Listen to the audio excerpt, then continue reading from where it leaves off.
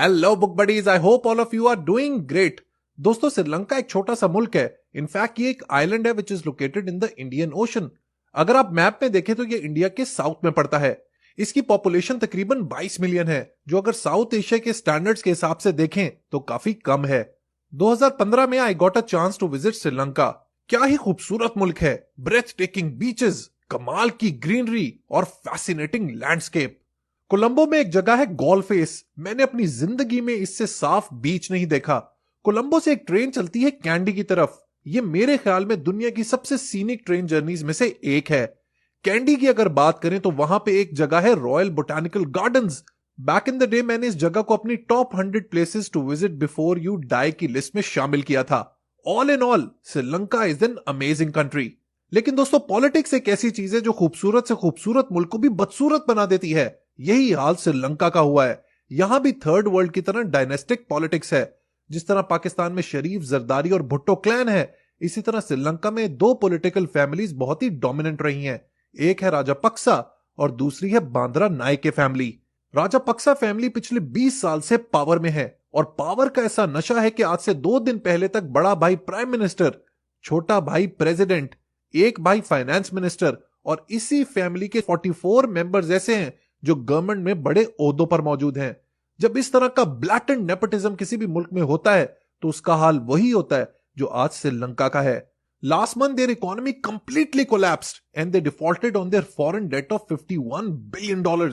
Sri Lankan government ने categorically अपने lenders को बता दिया कि भाई मुल्क का दिवालिया निकल चुका है, लिहाजा हमसे किसी किस्म की पेमेंट्स एक्सपेक्ट ना करें। इस वक्त मुल्क में शदीद बुरे हालात हैं। इमरजेंसी की सिचुएशन है, फ्यूल नहीं है, बिजली नहीं आ रही, गैस शॉर्टेज है, बिजनेसेस डाउन हैं, जिसकी वजह से मुल्क का एक एक शहरी शदीद परेशानी में है। The whole country is protesting since several weeks और डिमांड सिर्फ एक है, राजापक्सा फैमिली की रेजिग्नेशन। मंडे को राजापक्सा फैमिली के कुछ सपोर्टर्स, जो दरअसल उनके चमचे थे, उन्होंने पीसफुल प्रोटेस्टर्स पर अटैक किया और फिर वो हुआ जिसका कोई सोच भी नहीं सकता था। पूरी श्रीलंकन अवाम यूनाइटेड हो गई और उन्होंने जो बड़े बड़े पॉलिटिशियंस थे उनके घर, गाड़ियां और बिजनेसेस को जलाना शुरू कर दिया। ऐसे ही एक इंसिडेंट में एक सिटिंग मेंबर ऑफ पार्लियामेंट अथु कोराला ने अपनी गन से 2 लोगों को जान से मार दिया और फिर अपनी ही गन से खुदकुशी कर ली। इन सब वाकयात की वजह से महिंदा राजापक्सा पर प्रेशर पड़ा एंड इवेंचुअली ही रिजाइंड। इस वक्त श्रीलंका में हालात ये हैं कि फॉर्मर प्राइम मिनिस्टर फौज की प्रोटेक्शन में है। लोग कर्फ्यू के बावजूद सड़कों पर हैं because they want the president to resign as well. मेरी आज अपने एक श्रीलंकन दोस्त से बात हुई तो उसने बताया कि यह हमारी कौम के लिए वाटरशेड मोमेंट है। Our nation has come to the crossroads. हमारा मुल्क एक चौराहे पर है।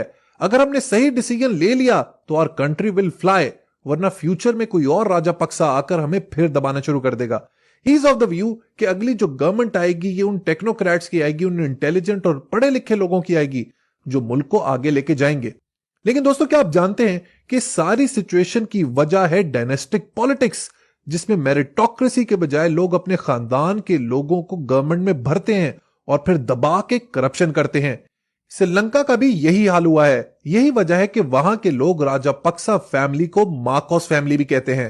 ऑल्दो महिंदा राजापक्सा को क्रेडिट दिया जाता है तमिल टाइगर्स के अगेंस्ट सिविल वॉर की जीत का, लेकिन दोस्तों, करप्शन एक ऐसी चीज है जो बड़े बड़े लोगों को गिरा देती है। कहा जाता है कि 2004 के सुनामी के बाद श्रीलंका के पास जो भी फॉरेन एड आई वो ज्यादातर राजापक्सा फैमिली अपनी तिजोरियों में भरती रही और इस तरह के बहुत सारे करप्शन केसेस का इल्जाम उन पर मौजूद है। अगर दोस्तों आप नोटिस करें तो श्रीलंका और पाकिस्तान की स्टोरी काफी मिलती जुलती है। जैसे कि वहां भी डायनेस्टिक पॉलिटिक्स है जिसमें राजापक्सा और बांद्रा नायके जैसी फैमिलीज शामिल है। इसी तरह पाकिस्तान में शरीफ, जरदारीज और भुट्टो जैसी फैमिलीज इन्फ्लुएंशियल हैं। श्रीलंका भी फॉरेन डेट के शदीद जकड़े में फंसा हुआ है which amounts to $51 billion. Pakistan का भी फॉरेन डेट ह्यूज है, standing at around $130 billion. Sri Lanka के फॉरेन एक्सचेंज रिजर्व्स डिप्लीट होने की वजह से यह मुल्क दिवालिया हो गया। पाकिस्तान के भी फॉरेन एक्सचेंज रिजर्व्स इस वक्त डाउनवर्ड ट्रेंड पे हैं। श्रीलंका में सिवियर करेंसी क्राइसिस है। सिर्फ 7 दिनों के अंदर तकरीबन 60 Sri Lankan rupees against US dollars depreciate हो चुके हैं। Same is the case with Pakistan, जहां पे डॉलर के अगेंस्ट में रुपी डिप्रिशिएट होता चला जा रहा है। श्रीलंका में भी करप्ट पॉलिटिशियंस हैं और पाकिस्तान में भी दबा के रोग और करप्ट पॉलिटिशियंस हैं। Sri Lanka is loaded with natural resources but still a poor country. Same is the case with Pakistan. इतने ज्यादा नेचुरल रिसोर्सेज होने के बावजूद, सीजन होने के बावजूद, बेहतरीन लैंडस्केप होने के बावजूद, we are a poor country. Sri Lanka में एक्सटर्नल पावर्स का इन्फ्लुएंस भी बहुत स्ट्रांग है, जैसे कि China. Same is the case with Pakistan, जहां पे यूएसए का इन्फ्लुएंस बहुत स्ट्रांग है। और आखिरी में एक और commonality between Pakistan and Sri Lanka is their dependence on IMF.